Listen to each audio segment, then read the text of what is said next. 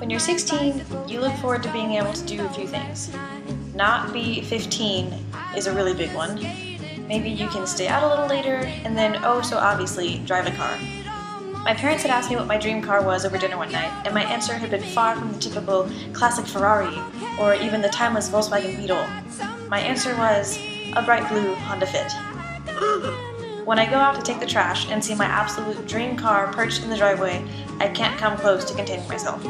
I open the door like it's gonna shatter if I open it too fast, and sink into the driver's seat in near slow motion. I thought my excitement had reached its peak, and then I looked down at my feet. There are 3 pedals. My brain does not comprehend this. Humans have 2 feet, cars should have 2 pedals. I secretly hope one of them opens the trunk or something. I then realized this is no ordinary car. It's one of those things I'd only seen in old Speed Racer episodes. It's a stick shift.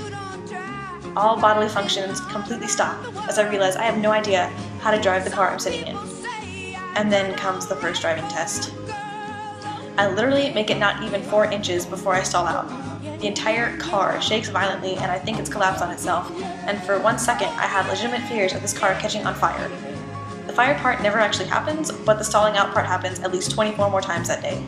I feel like I'm driving a time bomb, and that it's bound to explode with every bad shift I make. The transmission lets out a groan like a fork in a garbage disposal every time I let out the clutch too early, which is, for the record, a lot of times.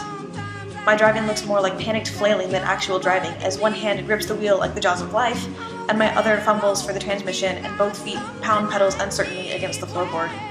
I'm a nervous wreck, and quite frankly, it was a miracle I didn't cause any actual wrecks that day. Like, it was a mess. From holding up traffic to stopping it altogether, driving that car was a monstrous experience. Keeping this in mind, the first time I make it down the driveway at a whopping 2.5 miles an hour, it's a really big deal. It's a moment where I get over what seems to be a gargantuan obstacle, and I realize it's really not all that scary. While learning to drive a manual isn't exactly a life-changing experience, it was an experience that gave me confidence in trying difficult things, and it's an experience I wouldn't trade for anything. Except maybe an automatic Honda Fit, because I'm not gonna lie, starting from a stop on a hill is a pain no matter how awesome a driver you are.